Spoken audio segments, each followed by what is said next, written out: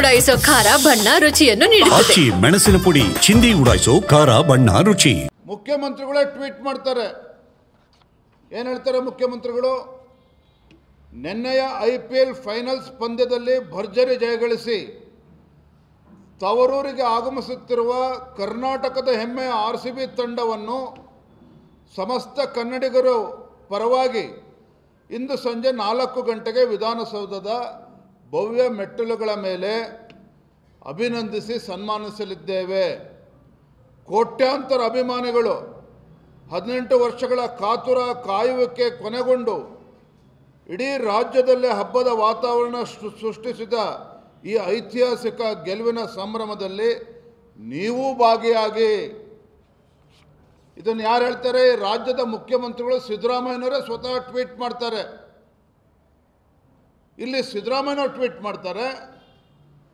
ಇದಾದ ಸ್ವಲ್ಪ ಹೊತ್ತಿಗೆ ಅಲ್ಲಿ RCB ಇಂದನೂ ಕೂಡ ಟ್ವೀಟ್ ಮಾಡ್ತಾರೆ, KCA ಇಂದನೂ ಕೂಡ ಟ್ವೀಟ್ ಮಾಡ್ತಾರೆ, ಅಲ್ಲೂ ಕೂಡ ಆಚರಣೆ ಮಾಡ್ತಾ ಇದ್ದೇವೆ ಅಂತೇಳಿ. ಸ್ವತಃ ಮುಖ್ಯಮಂತ್ರಿಗಳೇ ಟ್ವೀಟ್ ಮಾಡ್ತಾರೆ. ಇದರ ನಡುವೆ ಇವೆಲ್ಲ ಘಟನೆ ಆಗುವ ಮುಂಚಿತವಾಗಿ KSCA, RCB, DNA ಏಜೆನ್ಸಿಗಳು ಅಲ್ಲಿರ್ತಕ್ಕಂಥ ಪೊಲೀಸ್ ಠಾಣೆಗೆ ಮನವಿಯನ್ನು ಕೊಡ್ತಾರೆ. ನಾವು ಇದು KSCA ಸ್ಟೇಡಿಯಮಲ್ಲಿ ನಾವು ಸಂಭ್ರಮಾಚರಣೆ ಮಾಡಬೇಕು, ಇದಕ್ಕೆ ಅನುಮತಿ ನೀಡಬೇಕು ಅಂತೇಳಿ ಕೊಟ್ಟಾಗ ಅಲ್ಲಿರ್ತಕ್ಕಂಥ ಪೊಲೀಸ್ ಅಧಿಕಾರಿಗಳು ನಿರಾಕರಿಸ್ತಾರೆ. ಇಷ್ಟೊಂದು ಆತುರವಾಗಿ ಮಾಡೋದಕ್ಕೆ ಆಗೋದಿಲ್ಲ, ನಮಗೆ ವ್ಯವಸ್ಥೆ ಮಾಡ್ಕೊಳ್ಳೋದಕ್ಕೆ ಸಾಧ್ಯ ಇಲ್ಲ, ಇದಕ್ಕೆ ಇನ್ನೂ ಕೂಡ ಸಮಯಾವಕಾಶ ಬೇಕು ಅಂಥೇಳಿ ಅಲ್ಲಿ ಪೊಲೀಸ್ ಇಲಾಖೆಯಿಂದ ಅದಕ್ಕೆ ಅನುಮತಿಯನ್ನು ನಿರಾಕರಣೆ ಮಾಡ್ತಾರೆ. ಮತ್ತೊಂದು ಕಡೆ ವಿಧಾನಸೌಧದಲ್ಲಿ ಚೀಫ್ ಸೆಕ್ರೆಟರಿ ಅವರು ವಿಧಾನಸೌಧ ಮುಖ್ಯಮಂತ್ರಿಗಳ ಆದೇಶದ ಮೇರೆಗೆ ಚೀಫ್ ಸೆಕ್ರೆಟರಿ ಅವರು ಕೂಡ ಅಧಿಕಾರಿಗಳು ಸಭೆ ಮಾಡಿ ವಿಧಾನಸೌಧದ ಭವ್ಯ ಮೆಟ್ಟಿಲ ಮೇಲೆ ಇವತ್ತು RCB ಸಂಭ್ರಮಾಚರಣೆ ಮಾಡಬೇಕು ಅಂತ ಹೇಳಿದಾಗ ಈಗಾಗಲೇ ಬಹಿರಂಗ ಆಗಿದೆ.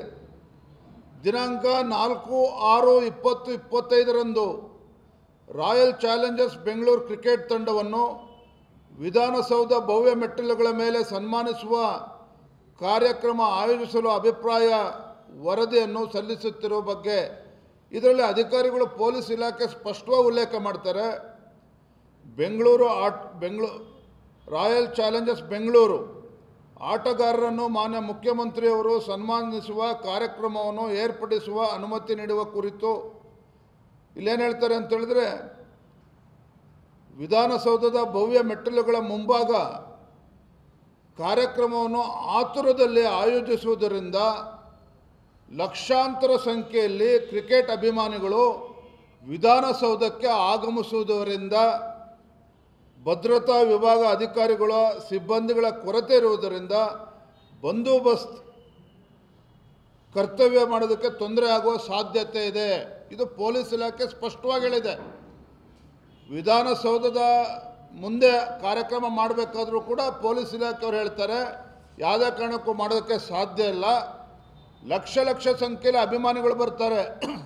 ಯಾಕೆ ಇದನ್ನು ಮತ್ತೆ ಹೇಳ್ತಾ ಇದ್ದೇನೆ ಅಂತ ಹೇಳಿದ್ರೆ, ಲಕ್ಷ ಸಂಖ್ಯೆಯಲ್ಲಿ ಅಭಿಮಾನಿಗಳು ಬರ್ತಾರೆ ಅಂಥೇಳಿ ಒಬ್ಬ ಪೊಲೀಸ್ ಇಲಾಖೆಯ ಒಬ್ಬ ಕಿರಿಯ ಅಧಿಕಾರಿಗೆ ಅನಿಸ್ತದೆ. ಆದರೆ ರಾಜ್ಯದ ಮುಖ್ಯಮಂತ್ರಿಗಳು ಹೇಳ್ತಾರೆ ನಾವು 30-40 ಸಾವಿರ ಜನ ಬರ್ತಾರೆ ಅಭಿಮಾನಿಗಳು ಅಂದ್ಕೊಂಡಿದ್ದು, ಇಷ್ಟು ದೊಡ್ಡ ಸಂಖ್ಯೆಯಲ್ಲಿ ಬರೋದಿಲ್ಲ, ನಾವು ಯಾರೂ ಕೂಡ ನಿರೀಕ್ಷೆ ಮಾಡಿರಲಿಲ್ಲ ಅನ್ನೋ ಮಾತನ್ನು ಸ್ವತಃ ಮುಖ್ಯಮಂತ್ರಿಗಳು ಹೇಳ್ತಾರೆ. ಮತ್ತೊಂದು ಕಡೆ ಹೇಳ್ತಾರೆ ಪೊಲೀಸ್ ಇಲಾಖೆಯವರು, ನೀವು ವಿಧಾನಸೌಧದ ಮುಂದೆ ಮಾಡೋದಕ್ಕೆ ಹೋದರೆ ಆಡಳಿತ ಪಕ್ಷ ಮಂತ್ರಿಗಳು, ಮುಖ್ಯಮಂತ್ರಿಗಳು, ಅವರ ಕುಟುಂಬದ ಸದಸ್ಯರುಗಳು, ಶಾಸಕರುಗಳು ಅವರೇ ಮುತ್ಕೊಳ್ತಾರೆ, ನಾವು ಭದ್ರತೆ ಕೊಡೋದಕ್ಕೆ ಸಾಧ್ಯ ಆಗೋದಿಲ್ಲ, ಅವರ ಸೆಲ್ಫಿ ಇವೆಲ್ಲವನ್ನು ಕೂಡ ಈ ಪತ್ರದಲ್ಲಿ ಉಲ್ಲೇಖ ಮಾಡ್ತಾರೆ ಪೊಲೀಸ್ ಅಧಿಕಾರಿಗಳು. ಆದರೆ ಇದು ಯಾವುದನ್ನು ಕೂಡ ಗಣನೆಗೆ ತೆಗೆದುಕೊಳ್ಳೋದಿಲ್ಲ ರಾಜ್ಯ ಸರ್ಕಾರ. ಯಾಕೆ? ಹೇಗಾದರೂ ಮಾಡಿ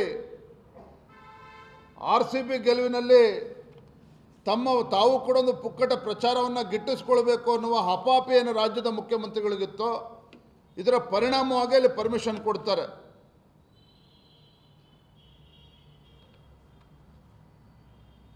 ನಾವು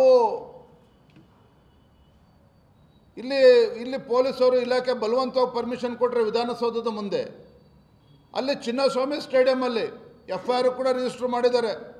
ನಾವು ಪರ್ಮಿಷನ್ನೇ ಕೊಟ್ಟಿರಲಿಲ್ಲ, ರಿಜೆಕ್ಟ್ ಮಾಡಿದ್ದೀವಿ, ಆದರೂ ಕೂಡ KSC ಅವರು ಮಾಡಿದ್ದಾರೆ, RCB ಅವರು ಮಾಡಿದ್ದಾರೆ, DNA ಮಾಡಿದ್ದಾರೆ ಅಂತೇಳಿ ಅವ್ರನ್ನ ಅಪರಾಧಿ ಮಾಡಿದ್ದಾರೆ.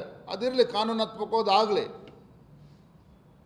ಪೊಲೀಸ್ ಇಲಾಖೆಯವರು ಅನುಮತಿ ಕೊಡದೆ ಹೋದರೂ ಸಹ ಚಿನ್ನಸ್ವಾಮಿ ಕ್ರೀಡಾಂಗಣದಲ್ಲಿ ಇಷ್ಟು ದೊಡ್ಡ ಗಾತ್ರದ ಅಥವಾ ಇಷ್ಟು ಸಾವಿರಾರು ಸಂಖ್ಯೆಯಲ್ಲಿ ಲಕ್ಷ ಸಂಖ್ಯೆಯಲ್ಲಿ ಸೇರೋದಕ್ಕೆ ಕಾರ್ಯಕ್ರಮ ಆಯೋಜನೆ ಆಗಿದ್ರು. ಯಾಕೆ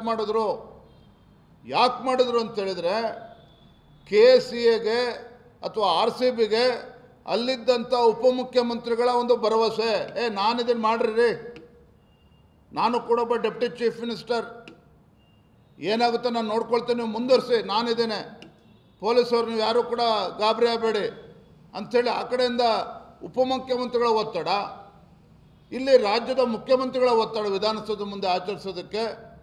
ಇದೆಲ್ಲದರ ಪರಿಣಾಮ ಏನಪ್ಪ ಅಂತ ಹೇಳಿದ್ರೆ, ಚಿನ್ನಸ್ವಾಮಿ ಕ್ರೀಡಾಂಗಣದ ಮುಂದೆ ಕನಿಷ್ಠ 2.5 3 ಲಕ್ಷ ಜನ ಸೇರಿದ್ರು, ವಿಧಾನಸೌಧದ ಮುಂದೆನೂ ಕೂಡ 1-1.5 ಲಕ್ಷ ಜನ ಸೇರಿದ್ರು. ಇಲ್ಲಿ ದುರಂತ ಏನಪ್ಪ ಅಂತ ಹೇಳಿದರೆ, ಮುಖ್ಯಮಂತ್ರಿಗಳು ಮೊನ್ನೆ ಹೇಳಿಕೆಯನ್ನು ನೀಡಿದ್ದಾರೆ, ವಿಧಾನಸೌಧದ ಮುಂದೆ ಯಾವುದೇ ಒಂದು ದುರ್ಘಟನೆ ನಡೆದಿಲ್ಲ, ಅದಕ್ಕೆ ನಾನು ಹೊಣೆಗಾರ ಅಲ್ಲ. ತನ್ನ ಸರ್ಕಾರ ಅಂತ ಆಮೇಲೆ ಹೇಳ್ತಾರೆ, ವಿಧಾನಸೌಧದ ಮುಂದೆ ಯಾವುದೇ ಒಂದು ದುರ್ಘಟನೆ ನಡೆದಿಲ್ಲ, ಯಾರೂ ಕೂಡ ಸಾವನ್ನಪ್ಪಿಲ್ಲ, ಅದಕ್ಕೆ ನಾನು ಹೊಣೆಗಾರ ಅಲ್ಲ. ಅದರ ಅರ್ಥ ಚಿನ್ನಸ್ವಾಮಿ ಸ್ಟೇಡಿಯಮಲ್ಲಿ ನಡೀತಾ ಇರ್ತಕ್ಕಂಥದ್ದು ಅದು DK ಶಿವಕುಮಾರು, ಅಲ್ಲಿ ಏನು ಸಾವನ್ನಪ್ಪಿದ್ದಾರೆ ಅದಕ್ಕೆ DK ಶಿವಕುಮಾರ್ ಹೊಣೆಗಾರರು ಅನ್ನೋದನ್ನು ಮುಖ್ಯಮಂತ್ರಿಗಳು ಸೂಚಿಸ್ತಾ ಇದ್ದಾರೆ.